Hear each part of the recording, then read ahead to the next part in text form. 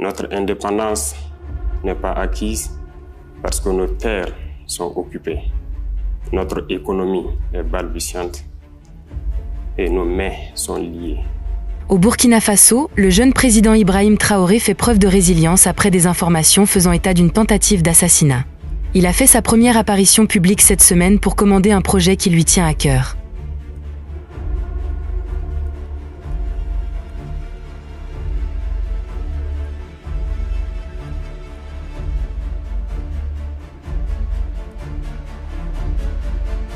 La collaboration entre le gouvernement du Burkina Faso et le secteur privé a permis de mettre au point une solution innovante pour le traitement des résidus miniers qui libèrent des métaux précieux dans le pays. Cette solution a été entièrement développée par des ingénieurs et des spécialistes miniers burkinabés dans le cadre de la lutte pour la souveraineté nationale. La solution globale, entièrement détenue par des entités du Burkina Faso, de l'État et du secteur privé, est à l'avant-garde de l'industrie minière. Ce développement est sur le point de nationaliser l'extraction de métaux précieux à partir de résidus miniers, en présentant une approche durable et respectueuse de l'environnement de l'utilisation des ressources. Les machines ont été entièrement conçues ici. Et je peux dire sans me tromper que le Burkina est le deuxième pays en Afrique à développer cette technologie. C'est une technologie qui ne s'importe pas.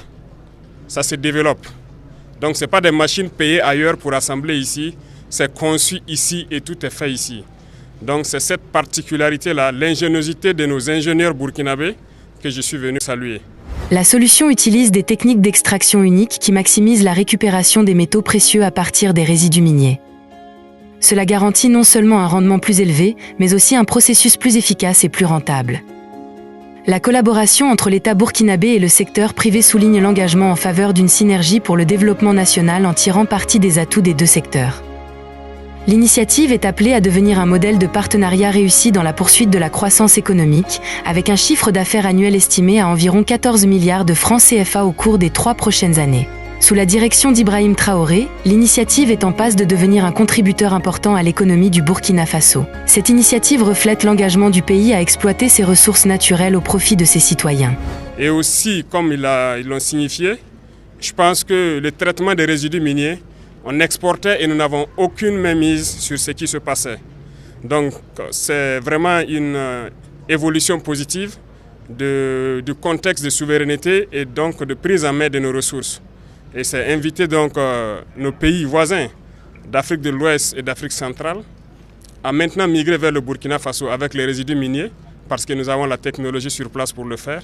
Et encourager donc tous les ingénieurs qui ont la capacité d'inventer, que nous les croyons, et que nous sommes prêts à les accompagner.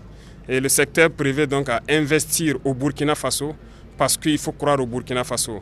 Tout ce qui se fait ici pour le Burkinabé, nous allons l'encourager. Pendant ce temps, au cœur du Burkina Faso, dans le centre-nord, l'espoir renaît dans une région qui a connu une période difficile. Nous sommes solidaires de toutes ces personnes qui ont dû quitter leur contrée, qui se retrouvent aujourd'hui personnes déplacées internes. Ibrahim Traoré a connu un début d'année difficile, échappant de peu à la mort. Mais pendant sa courte absence, il a continué à veiller à ce que sa mission offensive suive son cours et à ce que le drapeau burkinabé soit hissé dans les zones autrefois occupées par les terroristes au cœur du Burkina Faso, dans le centre-nord. L'espoir renaît dans une région qui a connu une période difficile. La tranquillité de cette ville a été ébranlée par un attentat terroriste en octobre 2022 qui a poussé la quasi-totalité des habitants à fuir pour trouver refuge dans des zones plus sûres. L'exode qui s'en est suivi a laissé les écoles désertes, assombrissant les perspectives éducatives de la région. En réponse à l'escalade de la crise, Ibrahim Traoré a lancé une mission offensive contre les terroristes, dans le but de rétablir la paix et la stabilité dans la ville assiégée. Les efforts concertés ont donné des résultats positifs, la sécurité étant progressivement rétablie dans la région. Cela a marqué un tournant, permettant le retour des résidents déplacés et ouvrant la voie à la reprise de la vie quotidienne. Un nouveau chapitre d'espoir et de sécurité s'ouvre alors que l'armée prend des mesures décisives pour assurer le bien-être de la communauté. À la suite de la mission offensive réussie d'Ibrahim Traoré contre les terroristes, l'armée a établi un front défensif avec des officiers dévoués qui patrouillent dans la région pour protéger la population alors qu'elle se réinstalle dans ses maisons et reprend ses pratiques agricoles. Les agents patrouillent avec diligence dans la région, effectuant des contrôles réguliers et restant vigilants afin de prévenir toute menace potentielle. Cette approche proactive permet non seulement de dissuader les risques potentiels pour la sécurité, mais aussi de permettre à la communauté de se reconstruire en toute confiance.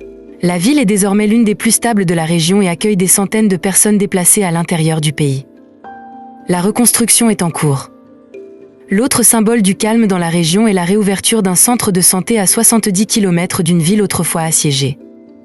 Le marché, autrefois victime du conflit, retrouve aujourd'hui son lustre d'épicentre du commerce et de la vie communautaire. Les commerçants y présentent fièrement leur bétail de toute taille, dans l'attente d'acheteurs impatients. Les produits agricoles ont connu une augmentation remarquable. On va subventionner beaucoup de cultures. On va organiser les filières là, et les aider comme on peut. Parce que nous avons de braves paysans au Burkina. On n'a pas de paresseux, hein. On a de gros travailleurs au Burkina. L'initiative qu'on a lancée, moi j'ai suivi tout de bout en bout. Jusqu'actuellement, ils sont en train de récolter le riz. Mais on a de braves paysans. Il les suffisait d'un peu d'aide. On était parti sur 11 000 hectares. On en est à 15 000 hectares. C'est un échantillon. La plupart des bas-fonds où les gens sont partis, on me renvoie les films que je suis quand ils interactent avec les paysans. Vous allez les trouver, ils ont des bassins de 50 hectares.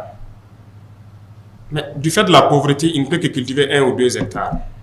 La collaboration entre Ibrahim Traoré et le ministère de l'Agriculture a été déterminante pour la réussite de ce renouveau agricole. Ensemble, ils ont mis en œuvre des mesures visant à garantir que les agriculteurs qui reviennent puissent continuer à cultiver, même pendant la saison sèche, en surmontant les limitations historiques qui entravaient l'agriculture tout au long de l'année. Conscient des conditions arides qui prévalent dans la région, l'homme providentiel et fort du Burkina Faso, Ibrahim Traoré et le ministère de l'Agriculture ont donné la priorité à la fourniture de ressources en eau adéquates aux agriculteurs. Qu'est-ce qu'on a fait? On a trouvé de l'argent, on laboure tout.